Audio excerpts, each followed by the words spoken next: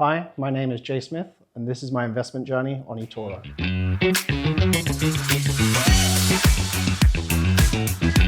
I chose eToro for my investment platform because of the great fees, the wide range of assets that are available, and the amazing social community.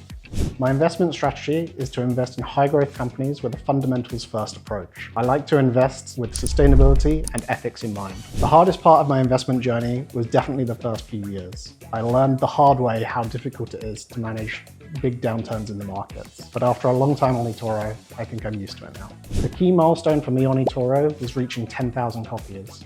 I used to think of it a bit like a football stadium full of people following my trades. It was a lot of pressure, but really good fun. The most valuable lesson I learned early on eToro was to invest in what you know and trust in your instincts.